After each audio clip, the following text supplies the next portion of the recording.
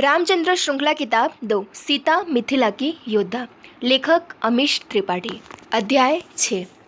कौशिक, ये अच्छा विचार नहीं है, दिवोदास ने कहा। भरोसा करो मेरे भाई। कौशिक और दिवोदास अपने गुरुकुल के बाहर कावेरी नदी के किनारे पर बड़े से लट्ठे पर बैठे थे। उम्र के तीसरे दशक में पहुंचे दोनों दोस्त सप्तऋषि उत्तराधिकारी महर्षि कश्यप के गुरुकुल में शिक्षक थे। बचपन में कौशिक और दिवोदास एक ही गुरुकुल में पढ़ते थे। स्नातक के बाद उनके रास्ते अलग हो गए। दिवोदास ने एक गुणी शिक्षक की ख्याति अर्जित की और कौशिक ने शाही क्षत्रिय के रूप में नाम कमाया। 2 दशक बाद दोनों एक साथ एक नामी संस्थान में मिले, इस बार शिक्षक के रूप में। बचपन की उनकी दोस्ती फिर से जीवित हो उठी। दरअसल वो दोनों एक दूसरे के भाई समान थे। निजी रूप से वो अभी भी एक दूसरे को अपने छात्र दिनों के गुरुकुल नाम से ही बुलाते थे। ये अच्छा विचार क्यों नहीं है दिवोदास? कौशिक ने पूछा। उनका भारी शरीर उत्तेजना से कुछ आगे झुका। वो वानरों के खिलाफ पक्षपाती है। हमें भारत के भले के लिए इस कुरीति के खिलाफ आवाज़ उठानी ही होगी। दिवोदास ने इनकार में अपना सिर हिला दिया, लेकिन उन्हें एहसास था कि आगे की बातें तर्कहीन ही होगी। वो कौशिक के जिद्दी स्वभाव को बदलने के पहले भी काफ़ी कोशिश कर चुके थे। ये दीवार में सिर पटकने समान था, सही विचार नहीं था। उन्होंने अपने पास रखा मिट्टी का प्याला उठाया। उसमें दूध जैसा झागदार द्रव्य था। अपनी नाक पकड़कर उन्होंने घूंट भरा। छी! कौशिक अपने दोस्त की पीठ पर हाथ मारते हुए खिलखिलाकर हंस दिए। इतने सालों बाद भी इसका स्वाद घोड़े के मूत्र समान ही है। दिवोदास ने हाथ के पीछे की तरफ से अपना मुंह साफ किया और मुस्कुरा दिए। तुम्हें कोई नई बात कहनी चाहिए थी, और वैसे तुम्हें कैसे पता कि इसका स्वाद घोड़े के मूत्र जैसा है? क्या तुमने कभी घोड़े का मूत्र पिया है? कौशिक ने जोर से हंसते हुए अपने दोस्त का कंधा पकड़ लिया। मैंने कई बार सोमरस पिया है और मैं बता सकता हूँ कि उसका स्वाद घोड़े के मूत्र से भी बुरा होता है। दिवोदास ने खुलकर मुस्कुराते हुए अपना हाथ दोस्त के कंधे पर रख दिया। वे दोनों शांति से बैठे हुए पवित्र कावेरी नदी के प्रवाह को देखने लगे, जो उनके गुरुकुल मयूरम शहर से होते हुए गुजर रही थी। ये शहर समुद्र से थोड़ा दूर था और किसी बड़े गुरुकुल के लिए आदर्श था, जहाँ सैकड़ों छात्र पढ़ते थे। इस गुरुकुल ज्ञान के क्षेत्र में विभिन्न विषयों पर उच्च शिक्षा प्रदान की जाती थी। समुद्र के नज़दीक होने के कारण उत्तर में सप्त सिंधु के छात्र आराम से नौका के जरिए यहाँ आ जाते थे। इस तरह उन्हें नर्मदा नदी को उत्तर से दक्षिण में पार भी नहीं करना पड़ता था, जो कि एक बुरा अपशकुन माना जाता था। इसके अतिरिक्त यह गुरुकुल ऐतिहासिक भूमि संगमत मिल के करीब था। संगमत मिल पश्चिमी भारत की द्वारका के साथ पानी में समा गई थी, वैदिक संस्कृति की 2 पैतृक भूमियों में से एक। ये सब चीज़ें छात्रों के लिए इस जगह के महत्व को और बढ़ा देती थी। दिवोदास ने अपने कंधे सीधे किए, मानो कोई संकल्प कर लिया हो। कौशिक अपने दोस्त के इस अनकहे इशारे को समझ गए। क्या? दिवोदास ने गहरी सांस ली। वह जानते थे कि इस बारे में बात करना कठिन था, लेकिन उन्होंने एक और बार कोशिश करने का फैसला किया। कौशिक, मेरी बात सुनो। मैं जानता हूँ कि तुम त्रिशंकु की मदद करना चाहते हो, और मैं तुमसे सहमत हूँ। उसे मदद की जरूर है। वह भला इंसान है, शायद अपरिपक्व और स्वाभाविक, लेकिन एक अच्छा आदमी और कुछ नहीं। वह वायुपुत्र नहीं बन सकता। वह अपनी परीक्षा में असफल रहा है, उसे ये मानना होगा। इससे कोई फर्क नहीं पड़ता कि वह कैसा दिखता है या कहाँ पैदा हुआ, बात उसकी योग्यता की है। वायुपुत्र पिछले महादेव प्रभु रुद्र की छोड़ी हुई प्रजाति थी। वह भारत की पश्चिमी सीमा के परे परिहा नामक स्थान पर रहते थे। वायुपुत्रों का काम अगले विष्णु, भले ही वो देव हो या देवी, के आगमन के समय उनकी मदद करना था। और हाँ, बुराई के सिर उठाने की हालत में उन्हीं में से किसी एक को अगला महादेव बन जाना था। कौशिक अपनी बात पर अड़े रहे। तुम जानते हो कि वायुपुत्र वानरों के प्रति असहनशील है। वानर कावेरी के उत्तर में तुंगभद्रा नदी के किनारे बसी बड़ी शक्तिशाली और बैरागी प्रजाति थी। तुंगभद्रा कावेरी नदी के उत्तर में एक उपनदी थी। प्रजाति देखने में बिल्कुल अलग लगती थी, नाटे, गठीले और बलिष्ठ। उनमें से कुछ विशालकाय भी थे। उनके चेहरे पर बाल थे और दाढ़ी वाला फुला हुआ जबड़ा। उनका मुंह आगे को निकला हुआ था और मुंह के आसपास की त्वचा चिकनी और बाल रही थी। उनका रोएदार शरीर लगभग पूरी तरह झब्बरदार था। कुछ पूर्वाग्रही लोगों को वानर बंदर की तरह लगते थे और इसलिए वो उन्हें इंसानों से कमतर मानते थे। ऐसा कहा जाता था कि परिहा के दूर पश्चिम में भी ऐसी ही प्रजाति रहती थी। इनकी सबसे बड़ी और प्राचीन आबादी नीअंडरथल या नीअंडर की घाटी में भी पाई जाती थी। तुम किस तरह की असहनशीलता की बात कर रहे हो? दिवोदास ने पूछा। उनका हाथ प्रश्न पूछने के लिए उठ गया था। उन्होंने अपने घेरे में छोटे मारुति को भी स्वीकार किया था कि नहीं, मारुति भी वानर है, लेकिन उसके पास पहचान है, त्रिशंकु के पास नहीं। कौशिक नहीं रुके। त्रिशंकु मेरा वफादार है, उसने मुझसे मदद मांगी है, मैं उसकी मदद करूंगा। लेकिन कौशिक, तुम परिहा का अपने जैसा ही संस्करण कैसे बना सकते हो? ये समझदारी नहीं। तभी दूर से एक महिला की आवाज़ सुनाई दी, हे दिवोदास।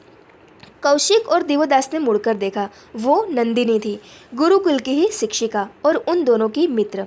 कौशिक ने गहरी दुखी नज़रों से दिवोदास को देखा और धीरे से अपने दांत पीसे। गुरुजी। विश्वामित्री की आंख खुली और वो पुराने समय से वर्तमान में लौट आए। वो यादें एक शतक से भी पुरानी थी। क्षमा करें गुरुजी, अगर मैंने आपको परेशान किया हो तो, अरिष्ट नेमि ने अपने हाथ जोड़ते हुए कहा। लेकिन आप ही ने कहा था कि छात्रों के आने के बाद आपको बता दूं। विश्वामित्र उठ बैठे और अपना अंग वस्त्र सही किया। क्या सीता आ गई है? जी गुरुजी। श्वेत केतु दूर कोने में रखे आसन पर बैठे थे। खुले चौक में बैठे अपने 25 छात्रों को देख वो सच में प्रफुल्लित थे। विश्वामित्र पीपल के पेड़ के गिर्द बने चबूतरे पर बैठे थे। वो जगह शिक्षक के लिए नियत थी। महान मलयपुत्र प्रमुख आज उनके छात्रों को पढ़ाने वाले थे, सिर्फ एक ही कक्षा में। ये श्वेत केतु और उनके छात्रों के लिए सम्मान की बात थी। गुरुकुल के शिक्षक और मलयपुत्र श्वेत केतु के पीछे खामोशी से खड़े थे। आप लोगों ने हमारे महान प्राचीन साम्राज्यों के बारे में सुना है? विश्वामित्र ने पूछा। और उनके उत्थान व पतन के बारे में भी? सभी छात्रों ने हाँ में सिर हिलाया। तो ठीक है, आप में से कोई मुझे बताए कि महान सम्राट भरत के वंशजों के साम्राज्य के पतन की क्या वजह रही? जो साम्राज्य सदियों तक फलता फूलता रहा, वो महज 2 पीढ़ियों में ही खत्म हो गया, क्यों? काम्लराज ने अपना हाथ उठाया। श्वेत केतु की आह निकल गई। हाँ, विश्वामित्र ने पूछा। काम्ला ने जवाब दिया, गुरुजी, उन पर विदेशियों ने हमले किए और उसी समय वे अंदरूनी विद्रोहियों से भी जूझ रहे थे। वो उन कंचों की तरह थे जिनसे हम खेलते हैं। हर कोई एक दूसरे को बार बार मार रहा था, तो ऐसे में साम्राज्य कहाँ बच पाता? इतना कहकर काम्ला बेवकूफ़ों की तरह हंसने लगा, जैसे उसने मानव इतिहास का सबसे मज़ेदार उपहास किया हो। बाकी सब लोग खामोश रहे। पीछे के कुछ छात्रों ने शर्मिंदगी से अपना सिर नीचे कर लिया। विश्वामित्र ने रूखे भाव से काम्ला को घूरा। इसी भाव से उन्होंने श्वेत केतु को देखा। ऐसा पहली बार नहीं था कि श्वेत केतु के मन में इस लड़के को घर वापस भेजने की इच्छा सिर उठा रही हो। वह सच में अजीब और अनियंत्रित बालक था। विश्वामित्र ने काम्ला को जवाब देना भी जरूरी नहीं समझा और फिर से वह अपना सवाल दोहराए, इस बार सीधे सीता को देखते हुए। लेकिन मिथिला की राजकुमारी ने जवाब नहीं दिया। भूमि, आप जवाब क्यों नहीं देती? विश्वामित्र ने उनका गुरुकुल वाला नाम लेते हुए पूछा। क्योंकि मैं सुनिश्चित नहीं हूँ गुरुजी। विश्वामित्र ने पहली पंक्ति की तरफ इशारा करते हुए कहा। यहाँ आओ बच्चे। पिछली बार मिथिला से आने के बाद सीता अकेले रहने पर ही जोर देती थी। वो अक्सर कक्षा में पीछे बैठती।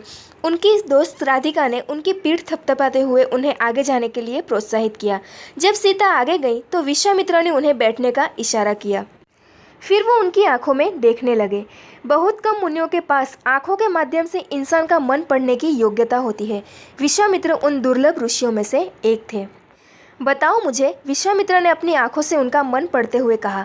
भारत सम्राट भरत के वंशजों का यूं अचानक विघटन क्यों हो गया? सीता बहुत असहज महसूस कर रही थी। उनका मन वहां से उठकर भाग जाने को कर रहा था, लेकिन वो जानती थी कि वो ऐसे महर्षि का अपमान नहीं कर सकती थी। तो उन्होंने जवाब देने का निर्णय किया। भारत की बहुत बड़ी सेना थी, वो आराम से अनेक युद्ध लड़ सकते थे, लेकिन उनके योद्धा वो बेकार थे। विश्वामित्र ने सीता के विचारों को पूरा करते हुए कहा। और वो बेकार क्यों थे? उनके पास धन की कोई कमी नहीं थी, न प्रशिक्षण की कमी थी, न उपकरणों की और न ही हथियारों की। सीता ने कभी समीची से सुनी हुई बात दोहरा दी। बात हथियारों की नहीं है, बल्कि उनके इस्तेमाल की है। विश्वामित्र अनुमोदन में मुस्कुराए। और उनके योद्धा हथियारों के उपयोग में असमर्थ क्यों थे? ये मत भूलो कि उनके हथियार उनके दुश्मन के हथियारों से ज़्यादा अत्याधुनिक थे। सीता ने इस बारे में नहीं सोचा था। वो खामोश रहीं। पतन के समय के भारत समाज का वर्णन करो, विश्वामित्र ने कहा। सीता इसका जवाब जानती थी। वो शांतिपूर्ण समाज था, उदारवादी और विनम्र समाज। कला, संस्कृति, संगीत, संवाद, वाद विवाद के लिए वो समाज जन्नत था। वो न सिर्फ अहिंसा का पालन करते थे, बल्कि उसे पूजते थे, मौखिक और शारीरिक रूप से। वो एक आदर्श समाज था, स्वर्ग की तरह। सत्य है, लेकिन कोई था जिसके लिए वो समाज जहन्नुम था। सीता ने कुछ नहीं कहा, लेकिन उनके मन में सवाल उठ रहा था, कौन? विश्वामित्र ने उनका मन यूँ पढ़ लिया मानो उन्होंने जोर से अपना सवाल पूछा हो। उन्होंने जवाब दिया, योद्धा। योद्धा? योद्धाओं की मुख्य विशेषताएं क्या होती हैं? उन्हें क्या चीज़ प्रेरित करती है? क्या शक्ति उन्हें संचालित करती है? हाँ, बहुत से लोग होते हैं जो गर्व के लिए, अपने देश के लिए और कानून के लिए लड़ते हैं, लेकिन इसी तरह वो भी लोग होते हैं जो हत्या के लिए सामाजिक अनुमति चाहते हैं। अगर उन्हें ऐसा माहौल नहीं मिले तो ऐसे लोग आसानी से अपराध की तरफ मुड़ जाते हैं। बहुत से महान योद्धा जिन्हें मानवता पूछती है, सामाजिक पतित के रूप में याद किए जाने से नाम मात्र को ही बच पाते हैं। क्या चीज़ उन्हें अपराधी होने से बचाकर सिपाही बना देती है? जवाब है योद्धाओं की संहिता, हत्या करने की सही वजह। बच्चे के लिए यथार्थता के सामने समर्पण करती कड़वी सच्चाई को स्वीकार करना मुश्किल होता है। आखिरकार सीता महज 13 साल की ही तो थी। योद्धा प्रशंसा और नायक की तरह पूजे जाने के भूखे होते हैं। इनके बिना युद्ध की भावना और युद्ध की संहिता दम तोड़ देती है। दुखद रूप से भारत समाज में अपने सिपाहियों को तिरस्कृत करके उनके काम को हेय नज़रों से देखा जाने लगा। सेना की हर गतिविधि की जोरदार ढंग से निंदा की जाती। हिंसा का कोई भी रूप, यहाँ तक कि धार्मिक हिंसा का भी विरोध किया गया। युद्ध भावना को किसी शैतानी शक्ति के रूप में देखकर उसे भी नियंत्रित किया गया। ये यही नहीं रुका, अभिव्यक्ति की स्वतंत्रता को भी सीमित किया गया, जिससे मौखिक हिंसा पर भी लगाम लग सके। असहमतियों को हतोत्साहित किया गया। भारत साम्राज्य के वासियों को लगा कि इसी तरह पृथ्वी पर स्वर्ग बनाया जा सकता था, ताकतवर को कमजोर करके और कमजोर को ताकतवर बनाकर। विश्वामित्र की आवाज़ बहुत धीमी हो गई, मानो वो सीता से ही बोल रहे हो। पूरी सभा को गहन ध्यान लगाकर उनकी बात सुननी पड़ रही थी। सार रूप से भारत साम्राज्य के वासियों ने अपने क्षत्रिय वर्ग को जबरदस्त रूप से प्रतिबंधित किया। पुरुष तत्व को प्रभावहीन किया गया। प्राचीन काल के अहिंसा और प्रेम के उपदेश देने वाले महामुनियों को खूब सम्मान दिया गया और उनके उपदेशों का प्रचार किया गया। लेकिन जब विदेशी भूमि से कट्टर हमलावर आने लगे तो भारत के ये अहिंसा प्रिय स्त्री पुरुष उनके युद्ध का जवाब देने में सक्षम नहीं रह गए थे। ये सभ्य लोग विदेशों से आए बर्बर योद्धाओं के लिए कमजोर कड़ी बनकर रह गए। व्यंग्य से हंसते हुए विश्वामित्र ने अपनी बात आगे बढ़ाई। अनपेक्षित ढंग से भारत समाज के लोगों के प्रेम संदेशों का हिरण्यलोमन मलेच्छ योद्धाओं के लिए कोई महत्व नहीं था। उनके प्यार का जवाब नरसंहार से दिया गया। वो गंवारू लोग थे जो अपना साम्राज्य बनाने में असमर्थ थे, लेकिन उन्होंने भारत की शक्ति और प्रतिष्ठा को तहस नहस कर दिया। आंतरिक विरोधों ने इस आग में घी का काम किया। गुरुजी, आप कह रहे हैं कि विदेशी हैवानों से लड़ने के लिए हमें हमारे हैवानों की ज़रूरत होती है? नहीं, मैं बस ये कह रहा हूँ कि समाज को किसी भी चीज़ की अति से बचना चाहिए। इसे हमेशा प्रतिस्पर्धी आदर्शों में संतुलन बिठाने का प्रयास करना चाहिए। समाज से अपराधियों को हटाया जाना चाहिए और अर्थहीन हिंसा पर रोक लगानी चाहिए, लेकिन योद्धा की भावना को हतोत्साहित नहीं करना चाहिए। ऐसा समाज मत बनाओ जो पुरुषत्व को नीचा दिखाए। किसी भी चीज़ की अति जीवन में असंतुलन लाती है। आप नहीं जानते कि कब बदलाव की हवा चल जाए, कब हमारे समाज को बचाने के लिए हिंसा की ज़रूरत आन पड़े, या अपना अस्तित्व बचाने के लिए ही। वहाँ गहन सन्नाटा था। अब समय आ गया था। विश्वामित्र ने वो सवाल पूछा जिससे वो संवाद को आगे बढ़ाना चाहते थे। क्या सप्त सिंधु के आत्मसमर्पण और रावण को यूं उन्हें हरा देने में भी कोई अतिवाद था? सीता ने सावधानी से सवाल को सोचा। हाँ, व्यापारिक वर्ग के प्रति नफरत और बेचैनी। बिल्कुल सही। अतीत में योद्धाओं में कुछ शैतान होने की वजह से भारत साम्राज्य के वासियों ने समग्र क्षत्रिय जीवन शैली पर प्रहार किया। वो तर्कहीन रूप से अहिंसक बन गए। ऐसे भी समाज हुए जिन्होंने ब्राह्मण जीवन शैली पर प्रहार किया और गर्व से गैर बौद्धिक बन गए, क्योंकि उनके कुछ ब्राह्मण तंग दिमाग, उच्छिष्ट वर्गवादी के और एकांतवादी थे। और हमारे समय में सप्त सिंधु ने खुद व्यापार को तुच्छ दिखाया, क्योंकि उनके कुछ व्यापारी स्वार्थी, आडंबरपूर्ण और धन हड़पने वाले हो गए थे। हमने धीरे धीरे व्यापार को अपने हाथों से जाने दिया और अपने समाज के बुरे पूंजीपतियों को सौंप दिया। कुबेर और फिर रावण ने धीरे धीरे पैसा इकट्ठा किया और स्वाभाविक रूप से आर्थिक शक्ति उनके पास चली गई। करछप का युद्ध तो बस औपचारिकता थी उस लंबे ऐतिहासिक प्रचलन पर मुहर लगाने के लिए। एक समाज को हमेशा संतुलन का लक्ष्य रखना चाहिए। इसमें बौद्धिक, योद्धाओं, व्यापारियों, कलाकारों और हस्त कारीगरों सभी की ज़रूरत होती है। अगर ये एक समूह को ज़्यादा सक्षम बनाए और दूसरों को कम, तो इससे कोलाहल ही बढ़ना होता है। सीता को अपने पिता की धर्म सभा में सुनी कोई बात याद आ गई। मैं सिर्फ एक ही वाद में यकीन करती हूँ और वो है यथार्थवाद। ये चार्वाक दार्शनिक ने कहा था। क्या तुम चार्वाक दर्शन को मानती हो? विश्वामित्र ने पूछा। चार्वाक दर्शन का नाम इसके प्राचीन संस्थापक और अनिश्वरवादी के नाम पर रखा गया, जो यथार्थवाद में यकीन रखते थे। वह पवित्र गंगा के स्रोत गंगोत्री के समीप रहते थे। चार्वाक सिर्फ भौतिक अनुभवों से महसूस की जाने वाली चीज़ों पर ही यकीन करते थे। उनके अनुसार न कोई आत्मा है, न ही कोई परमात्मा। यह शरीर ही एकमात्र सच्चाई है, जो तत्वों का मिश्रण है, जो मरणोपरांत वापस तत्वों में ही विलीन हो जाएगा। वे वर्तमान में जीते हुए अपने जीवन का आनंद लेते थे। उनके प्रशंसक उन्हें उदारवादी, व्यक्तिवादी और गैर आलोचनात्मक के रूप में देखते थे।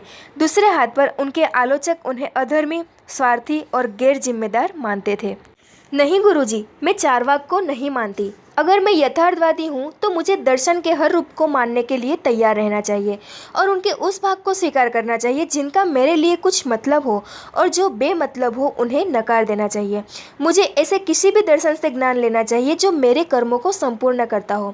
विश्वामित्र मुस्कुराए। होशियार, अपनी उम्र के हिसाब से बहुत होशियार।